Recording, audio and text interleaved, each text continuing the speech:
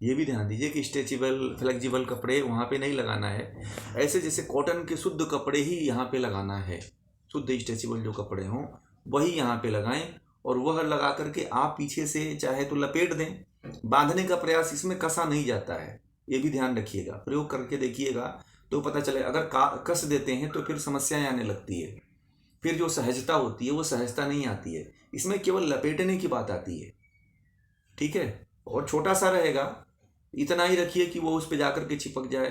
परंतु ये होता है कि फिर उसको बांधना भी पड़ता है, फिर कोई धागा लेकर के पतला वाला जो आता है कॉटन का धागा, उसी से उसको लपेट दीजिए कमर के ऊपर। या फिर बड़ा कपड़ा करके बांधना चाहते हैं, लपेटना चाहते हैं तो कई दफ़ा हो जाएगा वो। इस तरह से पहला स्टेप ये है। दूसरा इसका स्टेप है कि वज्रासन में बैठिए, वज्रासन में बैठ करके टखने को पकड़िए। टखने को पकड़ने के बाद जो है वो कहते हैं कि अब कुंडलिनी का चालन, कुंडलिनी का स्थान जो है यह जो है मूलाधार के पास बताया गया है, जहाँ पे हमारा शिवनी नाड़ी है, और उसको चलाने की बात कह रहे हैं। और उस मेरा नहीं दिखाई दे रहा? अच्छा अच्छा अच्छा, फिर मुझे खोलना पड़ेगा, मैं स्टैंड में लगाया हूँ मोबाइल। अच्छा, अब ऐसे देखिए, जैसे मान लीजिए कि मैं बैठा हूँ, तो अब इसमें मैं केवल दिखा देता हूँ। जैसे ये मैं बैठा हूँ तो ये नाभि, मेरा पोर्शन ये नाभि है, ठीक है। अब ये नाभि है, और नाभि से देखिए इतना नीचे, इतना मतलब कि 3 इंच आ जाता है। ये पोर्शन 3 इंच का चौड़ा आपको रखना है, ठीक है। मतलब इतना लपेटे लेना है आपको, इतना, ठीक है। यानी कि जहाँ से उपस्थ शुरू होता है, ठीक है ना, तो यहाँ तक पूरा लेना है आपको, पूरा। अब देखना है कि किसी में कम गैप होता है, किसी में ज़्यादा होता है, तो वो उसके अनुसार वो कपड़ा ले, ऐसे कितना कपड़ा ले ले और वहाँ से वो लपेटा मार ले पूरा, ऐसे इधर से इधर से, ठीक है। और उसके बाद जो है लपेटा मार करके फिर जो है लपेटा का विशेष इसलिए ध्यान दिया जाता है कि कुंडलिनी जो है ना, जैसे छोटा बच्चा होता है ना, चंचल अवस्था में होता है, जैसे गाय का बछड़ा होता है चंचल अवस्था में होता है, उस अवस्था में ऊर्जा का फैलाव न हो पाए, इसलिए जो है यह किया जाता है, इस तरह से बांधा जाता है ये, कि ऊर्जा का फैलाव न हो, शरीर में ज़्यादा हलचल उत्पन्न न हो, हलचल को शांत करने के लिए ये किया जाता है। और दूसरी चीज़, उसके बाद वज्रासन में बैठने की जो क्रिया है, तो थोड़ा सा जो वज्रासन जो किया जाता है, जो हम लोग करते हैं, तो उसमें वज्रासन में मैंने बताया था कि हिरण्य संहिता में जो बताया है कि उसमें थोड़ा एड़ियाँ बाहर हो जाती हैं। वज्रासन में ध्यान रखिएगा, अंगूठे मिले रहते हैं, और उसके बाद से टखने को पकड़ते हैं। वज्रासन में कुछ लोग एड़ियों पे ही बैठते हैं, तो वो भी तरीका सही नहीं है, आप लोगों को बता दें, ध्यान रखिएगा, ठीक है। वज्रासन का जो तरीका है, यह वज्रासन में बहुत लोग गलतियां करते हैं। अभी मैंने जो प्रैक्टिकल में बताया है उसमें मैंने सुधार करवाया है। तो उसमें जो है एड़ियाँ बाहर की तरफ, यानी कि हिप्स से लगी हुई रहती हैं, कि आप ऐसे पकड़ लीजिए, जैसे ऐसे पकड़ लीजिए। उसको पकड़ने के बाद जो है फिर जो है आप पेड़ू को दबाएंगे ना, पेड़ू वाले भाग को स्वतः ऐसे दबाएंगे तो वह दबने लगता है। ऐसे ऐसे ऐसे खींचेंगे, जैसे कि आप अंदर बाहर अग्निसार की क्रिया करते हैं, तो वह कंध को दबाने की बात होती है। तो कंध को दबाइए उसको, यानी कि पेड़ू को दबाइए। फिर दबाने के बाद जो कहते हैं कि कुंडलिनी का यही चालन है, यहीं से कुंडलिनी का इसी तरह से, इसी प्रक्रिया के माध्यम से कुंडलिनी का चालन किया जाता है। और दूसरा क्या किया जाता है, उसके बाद जो है भस्त्रिका कुंभक का अभ्यास किया जाता है। भस्त्रिका कुंभक जो है पीछे वाले प्रकरण में आपको बताया गया है। तो भस्त्रिका कुंभक जिस तरह से इसमें बताया गया है, उस तरह से जो है भस्त्रिका कुंभक का अभ्यास करना है। और इससे क्या होता है, देखिए कुंडलिनी का जागरण जो है भस्त्रिका से ही होता है। कल किसी ने पूछा था कि कुंडलिनी का जागरण कैसे होता है, तो कुंडलिनी का जो जागरण होता है वो भस्त्रिका प्राणायाम से ही हो जाता है। केवल भस्त्रिका प्राणायाम करें, केवल श्वास प्रश्वास अगर क्रिया करते हैं, और भस्त्रिका प्राणायाम करते हुए ध्यान रखना चाहिए कि ये वाला जो पोर्शन है ना, ये बंधा रहे। आपने देखा होगा जितने नाथ संप्रदाय के योगी होते हैं वो हमेशा पेड़ू वाले प्रदेश में जो है रुद्राक्ष बांधे रहते हैं। पता है आप लोगों को?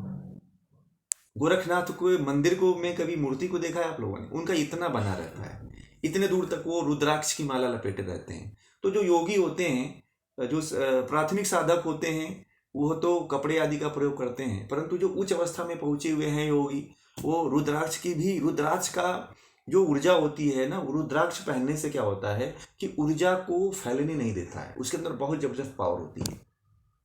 ठीक है, तो रुद्राक्ष भी धारण कर सकते हैं चाहें तो। रुद्राक्ष अब उतना नहीं है, उतना कोई नहीं बना धारण कर सकता है, तो वास्तविक अगर रुद्राक्ष आपको मिल जाए तो बहुत अच्छा होता है। यहाँ पे आने वाले और भी हठयोग के ग्रंथों में इसके बारे में वर्णन किया गया है कि रुद्राक्ष धारण कर सकते हैं। कुछ योगी रुद्राक्ष से ही करते हैं। नाथ परंपरा में जो गोरक्षनाथ, त्रिमत्स्येंद्रनाथ योगी हुए हैं, वो रुद्राक्ष आदि धारण करके इस क्रिया और हमेशा धारण किया करते थे कि कुंडलिनी आदि का संरक्षण अच्छी तरह से किया जा सके। फिर आगे वो इस तरह से कुंडलिनी का चालन करके इस तरह से कुंडलिनी का जागरण किया जाता है। फिर चलते हैं अगले श्लोक में कि भानो राकुंचनम कुर्यात कुंडली कुंडलीम चालयेन ततः मृत्यु वक्त्रा गत स्यापि तस्य मृत्यु भयम कुतः। यानी कि ये कह रहे हैं कि नाभि प्रदेश स्थित सूर्य नाड़ी का आकुंचन कर, जो आकुंचन करने की बात आती है, कर कुंडलिनी को चलाएं, यानी कि पेड़ों को चलाना होता है, ध्यान रखिएगा। अब आप जैसे अग्निसार क्रिया करते हैं तो उसमें पूरे प्रदेश को चलाते हैं, परंतु इसमें जो है केवल नीचे वाले पोर्शन को चलाया जाता है। अब वो विशेष अभ्यास से होता है, वो नाभि के ऊपर वाला प्रदेश नहीं, पेड़ों को चलाने की बात आती है कि पेड़ों को चलाएं, यानी कि कुंडलिनी को चलाएं। पेड़ों को चलाने का मतलब यानी कि कुंडलिनी को ही आप दबाने का प्रयास करिए, आगे लाइए पीछे लाइए, दबाइए छोड़िए, दबाइए छोड़िए, दबाइए छोड़िए, यानी कि अग्निसार क्रिया ही किया जाता है। उड्डयन बंद जिनका ज़्यादा सफल रहता है वो इस क्रिया को करने में ज़्यादा सक्षम होते हैं। फिर आगे कहते हैं कि इससे जो है, इस क्रिया को करने से अगर कोई करता है तो मृत्यु के मुख में जाकर के भी मृत्यु को जीत लेता है और फिर उसको मृत्यु का भय कभी नहीं होता है। मृत्यु के भय से वह मुक्त हो जाता है, क्योंकि कुंडलिनी को वह जागृत कर लेता है। और क्योंकि शरीर भले नष्ट हो जाती है, शरीर भले साथ छोड़ देती है, परंतु वह योगी, उसके अंदर इतनी शक्ति आ जाती है कि वह दूसरे शरीर में भी प्रवेश कर जाता है। और ये जो सिद्धियां, जितनी भी मुद्राएं बताई जा रही हैं, इसमें जितने भी योगी हठयोगी हुए हैं वह सभी लगभग कहते हैं कि अभी जीवित हैं। कहते हैं कि उन हठयोगियों की मृत्यु नहीं होती है, क्योंकि उनके पास इतनी शक्तियां होती हैं कि वह दूसरे शरीरों में प्रवेश कर जाते हैं। मृत शरीरों, जो कोई जल्दी ही शरीर मरी हुई है तो उस शरीर में वो लोग प्रवेश कर जाते हैं, उनके पास उतनी क्षमता होती है। हठयोगियों को कहते हैं, जैसे कि गोरक्षनाथ आदि जो मत्स्येंद्रनाथ जो योगी हुए हैं, वो कहते हैं कि अमरे वो मरे नहीं है, उनकी इच्छा होगी तभी वो मरेंगे, तभी अपना जो है इस मृत्यु लोक से जाएंगे। वो लोग विचरण करते हैं ऐसे ही, तो उन्हीं योगियों की मृत्यु नहीं होती है। अगर आप भी इस क्रिया को ऐसे इस तरह से सिद्ध कर लेते हैं शक्ति चालन को, तो आपकी भी मृत्यु नहीं होगी। फिर आगे कहते हैं कि मुहूर्तोदय पर्यंतम निर्भयम चालनादसौ ऊर्ध्वमाकृष्यते किंचित सुषुम्नायाम शब्द गता समुद्गता, यानी कि उसे 2 मुहूर्त तक निर्भय होकर चलाना चाहिए। 2 मुहूर्त, कितने मुहूर्त होते हैं? अब कहते हैं ना कि कितनी घड़ियाँ, 8 घड़ियाँ होती हैं, मुहूर्त कितने होते हैं, तो मुहूर्त के अनुसार जो है ये, यानी कि 2 मुहूर्त तक चलाएं। और चलाने के बाद जो है सुषुम्ना में उसको, उस शक्ति को जो है धीरे धीरे जो है खींचने का प्रयास करें। चलाने के बाद धीरे धीरे सुषुम्ना में उसको खींचने, कुंडलिनी को खींचने का प्रयास करें, ऊपर ले जाने का प्रयास करें। वह मूल बंध से होता है और आकुंचन प्रसारण के क्रिया के माध्यम से होता है यह क्रिया जो है। तो 2 मुहूर्त, यानी कि अब इसको बताएंगे 2 मुहूर्त कितना होता है, अब मुझे देखना पड़ेगा इसका। तो टाइमिंग आप यही मान लीजिए कि 2 घड़ी 1.5 घंटे का मुहूर्त है। हाँ ठीक, चलिए बहुत बहुत धन्यवाद आपका। तो 1.5 घंटे तक जो है आप इसको चलाने का प्रयास करिए, और चला करके जो है इसको ऊपर फिर सुषुम्ना में खींचिए। ऊपर सुषुम्ना में खींचने का एक तरीका ये है कि इसको जो है उड्डयन बंद के द्वारा और मूल बंद का अभ्यास होना चाहिए। उसका मूल जो है आकुंचन प्रसारण है, आकुंचन प्रसारण का अभ्यास करने के बाद मूल बंद के बाद उड्डयन बंद, तो इसको मूल बंद के द्वारा खींचने का प्रयास किया जाता है खास तरह से, और उसमें उड्डयन बंद काफ़ी हेल्प करता है खींचने के लिए। और दूसरा बात ये ध्यान रखना है कि इसमें अपनी क्षमता के अनुसार ही करिए। मान लीजिए कि अगर 10 मिनट करना चाहते हैं तो 10 मिनट करिए, 5 मिनट करना चाहते हैं तो 5 मिनट करिए। इस तरह से अपने क्षमता के अनुसार ही करिए, क्षमता से ज़्यादा न करें। वो तो 1.5 घंटा एक टारगेट बताया गया है जो पूर्ण साधक है उसके लिए, ठीक है। 2 मुहूर्त का जो टाइमिंग बताया गया है वो पूर्ण साधक के लिए बताया गया है। फिर आगे ये कहते हैं कि तेन कुंडलिनी तस्याह सुषुम्नाया मुखम ध्रुवम जाहाति तस्मात् प्राणो अयम सुषुम्ना व्रजति स्वतः। यानी कि ऐसा करने से कुंडलिनी उस सुषुम्ना के मुख को निश्चित रूप से छोड़ देती है, जिससे वह प्राण अपने आप सुषुम्ना के अंदर चला जाता है। जो कहते थे ना, पीछे जो कहा गया था, जो सुषुम्ना में बैठी रहती है वह जो सुषुम्ना के ऊपर घेरा बना करके उसके मुख पे बैठी रहती है, इस क्रिया के माध्यम से वह सुषुम्ना का मार्ग छोड़ देती है और वह उस द्वार से हट जाती है, जिससे सुषुम्ना खुल जाता है। सुषुम्ना का जो मार्ग है, सुषुम्ना का जो द्वार है, जिससे वह खुल जाता है और प्राण जो है सुषुम्ना के अंदर प्रवेश कर जाता है। आगे फिर कहते हैं कि तस्मात् संचालये नित्यम सुख सुप्ता मरुंधतिम तस्याह संचालने नैव योगी रागैः प्रमुच्यते। यानी कि इसलिए सुखपूर्वक सोई हुई अरुंधति को प्रतिदिन चलाना चाहिए। सुप्ता यानी कि सोई हुई, जो सोई हुई जो अरुंधति का यहाँ पे शब्द आया है। तो अरुंधति जब शब्द आया है तो आप लोग कुछ ऐसा वैसा शब्द न माने। अरुंधति का मतलब होता है कुंडलिनी। पीछे आप लोग पढ़ चुके हैं कि अगर इस तरह का शब्द आए तो आप यहाँ पे ध्यान दें कि अरुंधति का तात्पर्य कुंडली ही है।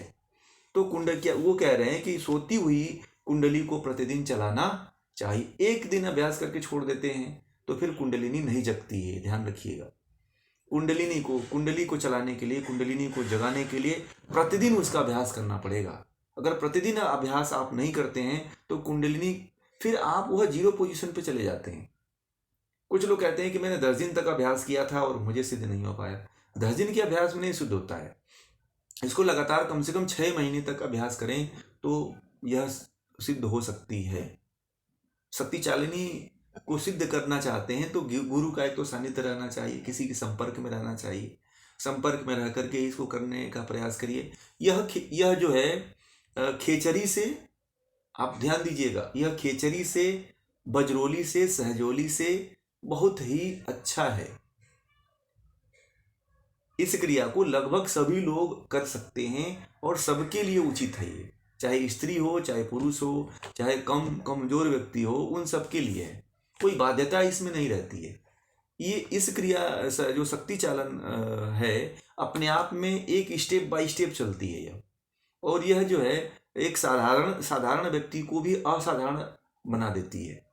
तो इसका अभ्यास मुझे लगता है कि जो कल कह रहे थे कि कैसे कुंडलिनी का जागरण करना है, किस तरह से करें, कौन से क्रिया का करें, तो आप शक्ति चालनी मुद्रा का अभ्यास करिए तो आप जल्दी ही, जिस तरह से इसमें स्टेप बाय स्टेप उन्होंने बताया है, उस तरह से स्टेप बाय स्टेप चल करके आप भी इसका अभ्यास करिए। बाकी खेचरी में असावधानियाँ, थोड़ी सी असावधानी अगर हो जाती है तो जीभ से मतलब मुंह से आवाज़ चली जाती है खेचरी में। और शक्ति सहजोली में और बजरोली में जो है व्यक्ति फिर ब्रह्मचर्य को खंडित कर देता है, फिर वह नहीं सिद्ध कर पाता है, उसमें बहने की संभावना ज़्यादा रहती है। इसलिए उस क्रिया का अभ्यास तो कोई एकदम निष्ठावान ब्रह्मचारी हो तो उसके लिए ज़्यादा बेटर रहता है। सांसारिक व्यक्तियों के लिए शक्ति चालन बहुत अच्छा है। जो संसार में रहते हैं, जो गृहस्थ जीवन में जी रहे हैं, उनके लिए जो है शक्ति चालिनी का अभ्यास जो है बहुत ही अच्छा होता है, सबसे बेस्ट होता है और सहज भी होता है और करने लायक भी होता है। फिर आगे चलते हैं। फिर आगे कहते हैं कि ये न संचालिता शक्ति सहयोगी सिद्धिभाजनम किमत्र बहुनोक्तेन कालम जयत लीलया। यानी कि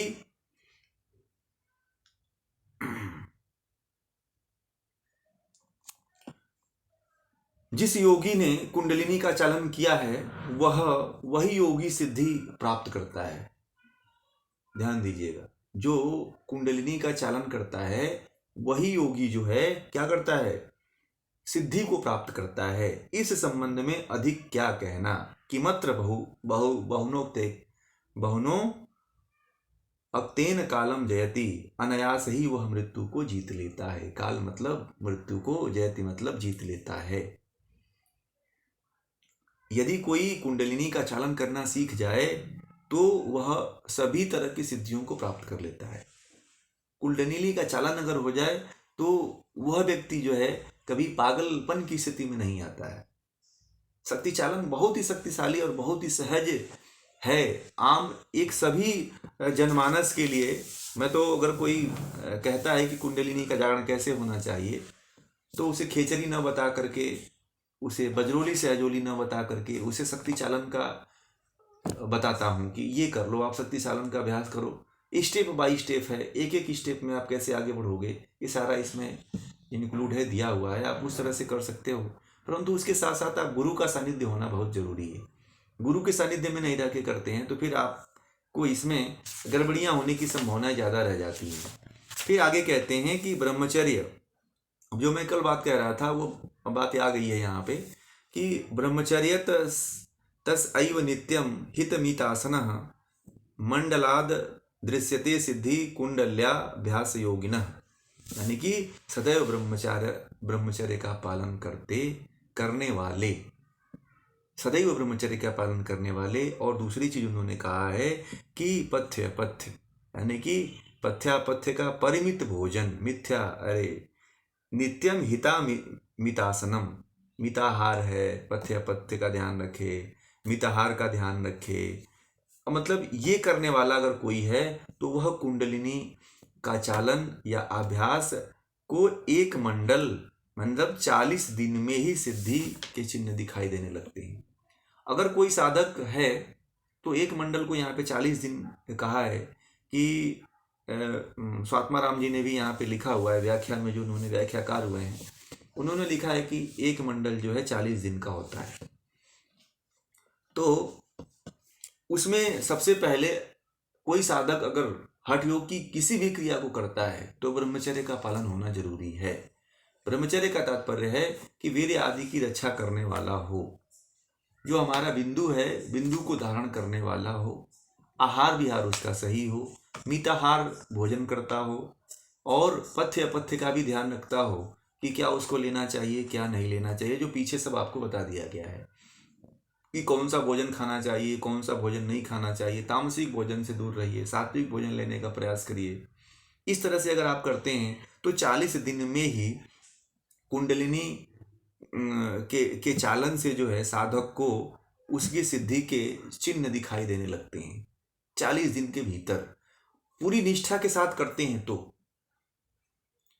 अगर यदि इसमें थोड़ी सी भी चूक आती है, ब्रह्मचर्य में चूक आती है, आहार विहार में चूक आती है, रहन सहन में चूक आती है, फिर आप बाधक तत्वों में ज़्यादा फंस जाते हैं, बाधक तत्व से घिरे रहते हैं आप, तो भी आप इस कुंडलिनी को सिद्ध नहीं कर पाओगे, शक्ति चालन का अभ्यास नहीं कर पाओगे। ध्यान रखिएगा ये सावधानी अगर आप नहीं करते हैं तो फिर आप मुझे कहें कि मैंने तो अभ्यास किया था और नहीं सिद्ध कर पाया था, तो कहीं ना कहीं चूक रही होगी। बाधक तत्वों में फंस जाता है व्यक्ति और ब्रह्मचर्य को कहीं ना कहीं खंडित कर देता है। साधना को अगर यदि करना है आपको तो ब्रह्मचर्य का धारण जरूर करना चाहिए। आपको पता है अभी सबरीमला में दर्शन करने के लिए, सबरीमला की यात्रा करने के लिए ब्रह्मचर्य धारण किया जाता है। वैसे नहीं कोई दर्शन करता है उस मंदिर में। उस मंदिर में जाने के लिए जो है, जो साउथ के हैं उनको सबको पता है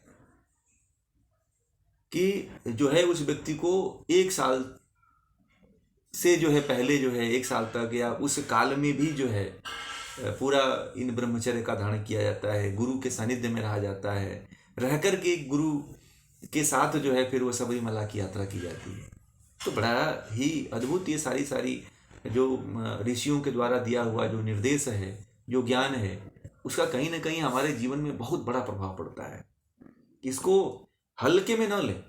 इसको हल्के में फिर अगर लेते हैं, कहते हैं कि ये तो ऊर्जा है, बनती है बिगड़ती है, तो फिर आप ऐसे ही आप भी बनते बिगड़ते रहोगे। फिर जो बुलंदी पे पहुंचना है वहां नहीं पहुंच पाओगे, उस कुंडलिनी को जागृत नहीं कर पाओगे। फिर आगे जो है वो ये कहते हैं कि कुंडलिनी चालयित्वा तु भस्ता कुर्या दिस्य एतः एवं भयसतो नित्यम यमिनी यम भी कुतः, यानी कि कुंडली चालन करके भस्त्रिका कुंभक विशेष रूप से करना चाहिए। अगर कुंडलिनी का चालन अगर आप करते हैं तो भस्त्रिका प्राणायाम विशेष रूप से करना चाहिए। भस्त्रिका प्राणायाम अगर करते हैं, जो प्रतिदिन जो साधक भस्त्रिका का अभ्यास करने वाला होता है वह यमराज के भय से मुक्त हो जाता है। उसको मृत्यु का भय, मतलब यमराज का भय का मतलब ये होता है कि वह मृत्यु का उसे चिंता नहीं रहती। भस्त्रिका प्राणायाम वैसे भी कोई साधक करता है, केवल भस्त्रिका प्राणायाम करता है तो वह मोटापा आदि से, बड़ी बड़ी बीमारियों से, जो शरीर में कैंसर आदि बीमारियां हो रही हैं और भी जो जटिल जटिल समस्याएं उत्पन्न हो रही हैं, उन तमाम तरह की जटिल समस्याओं से साधक जो है निवृत्त हो सकता है। इसीलिए जो भस्त्रिका प्राणायाम का अभ्यास, जैसे कपालभाति आजकल विकसित है जो केवल श्वास छोड़ने वाली, तो उस श्वास छोड़ने वाली प्रक्रिया को न करके आप केवल भस्त्रिका प्राणायाम करें तो लगभग भस्त्रिका प्राणायाम आज के युग के लिए बहुत ही बड़ी एक तरह से रामबाण क्रिया है। वो उसको करने के बाद कोई ऐसा रोग नहीं है जो दूर नहीं होता है, कोई ऐसी बीमारी नहीं है जो उसे नष्ट नहीं होती है। भस्त्रिका प्राणायाम से जो लोग जो है डाइट प्लान करते करते थक गए हैं, जो लोग जो है तरह तरह के आहार पे रह करके भी शरीर को नहीं कम कर पाते हैं, वह केवल आधा घंटा तक भस्त्रिका प्राणायाम का केवल भस्त्रिका प्राणायाम का अभ्यास करिए, शरीर जैसा चाहेंगे वैसा बन जाएगा। शारीरिक दृष्टि वाले, आध्यात्मिक दृष्टि वालों के लिए तो फिर इसका लाभ ही लाभ है। अब स्वात्माराम जी कह रहे हैं कि वह यम के भय से मुक्त हो जाता है, तो यम के भय से मुक्त होना बहुत बड़ी बात होती है, कोई साधारण बात नहीं है, बहुत बड़ी बात होती है। यानी कि जब वह शारीरिक रूप से, मानसिक रूप से पूरी तरह से स्वस्थ है तभी वह यम के भय से मुक्त हो सकता है, अन्यथा नहीं हो पाएगा। इसलिए जो है फिर आगे ये कहते हैं कि द्वासप्तति सहस्राणाम नाड़ी नाम मल शोधने कुतः प्रक्षालनोपायः कुंडल्या अभ्यस नादृते, यानी कि कुंडलिनी के अभ्यास के बिना 72,000 नाड़ियों के मल शोधन के लिए दूसरा शोधन का उपाय कहाँ है। ठीक है, अब ध्यान दीजिएगा, यहाँ पे उन्होंने एक बात कहा है कि कुंडलिनी चालन के अभ्यास के बिना 72,000 नाड़ियों के अंदर जो मल है उनका शोधन भी होता है। अब आपको ये ध्यान देना है कि ऐसी कौन सी प्राणायाम है, अब नाड़ी शोधन करने की आवश्यकता आपको नहीं है यहाँ पे, ठीक है। यदि कोई साधक है वह नाड़ी शोधन भी करना चाहता है, यानी कि उन्होंने तो बता दिया 72,000 जो नाड़ियां हैं, उन 72,000 नाड़ियों की शुद्धि भी करती है शक्ति चालन जो है। कुंडलिनी का जो चालन किया जाता है वह 72,000 नाड़ियों में जो मल है उन मल का भी शोधन करती है। अब इसमें जो है भस्त्रिका प्राणायाम अहम भूमिका निभाती है, इसीलिए कहा कि भस्त्रिका प्राणायाम जो है उसके जैसा कोई प्राणायाम नहीं है। भस्त्रिका प्राणायाम यदि केवल कोई साधक करता है तो बड़ी से बड़ी बीमारी को इसलिए दूर कर लेता है कि उसे नाड़ियों की शुद्धि हो जाती है। नाड़ियों की 72,000 नाड़ियों की शुद्धि जो है कुंडलिनी के चालन से होती है, वह भस्त्रिका प्राणायाम के द्वारा करे तो। अन्यथा केवल भस्त्रिका प्राणायाम करता है, कुंडलिनी का चालन नहीं करता है तो नाड़ियों की शुद्धि नहीं होती है। ध्यान रखिएगा, यदि आपको नाड़ी शुद्धि करना है तो कुंडलिनी के चालन के साथ साथ जो है भस्त्रिका प्राणायाम करेंगे तो ही नाड़ियों की शुद्धि होती है। अब आगे चलते हैं, वो कहते हैं कि इयं तु मध्यमा नाड़ी दृढ़ाभ्यासेन योगिनाम आसन प्राणायाम समुद्राभि सरला भवेत, यानी कि योगियों की यह मध्यमा नाड़ी आसन प्राणायाम तथा मुद्रा के दृढ़ अभ्यास से क्या हो जाती है, कुंडलिनी के ऊर्ध्वगमन के लिए उपयुक्त हो जाती है। यानी कि योगियों को का ये जो मध्यमा है, मतलब मध्यमा को सुषुम्ना भी कहा गया है, ये भी नोट करते चलिएगा, क्योंकि जो लोग आगे पढ़ने वाले हैं, आगे शास्त्रों को पढ़ेंगे, तो यहाँ तो चलो स्वात्माराम जी ने दे दिया है, पीछे भी मैंने इसके बारे में बताया था कि मध्यमा जो है सुषुम्ना को भी कहते हैं, ध्यान रखिएगा। तो योगियों को यह सुषुम्ना नाड़ी यानी कि जो नाड़ी में जाने की जो बात आती है वह आसन के माध्यम से, प्राणायाम के माध्यम से, मुद्रा के माध्यम से दृढ़ अभ्यास करना चाहिए, तभी जाकर के सुषुम्ना खुलती है, ऐसे नहीं खुलती है। इसमें केवल ये शक्ति, केवल आप जो है चाहें कि ये शक्ति चालन से ही हम जो है सुषुम्ना का द्वार खोल लें, सुषुम्ना में प्राण को प्रवेश करा लें, तो ये असंभव है। उसके लिए आपको महर्षि ये स्वात्माराम जी कह रहे हैं कि आसन, प्राणायाम और मुद्रा का दृढ़ अभ्यासी होना जरूरी है। अगर यदि आप दृढ़ अभ्यासी नहीं हैं तो आप इसमें नहीं इसको कर सकते हैं, आप इसको नहीं पहुंच सकते हैं वहां तक। बराबर। फिर आगे चलते हैं 21वें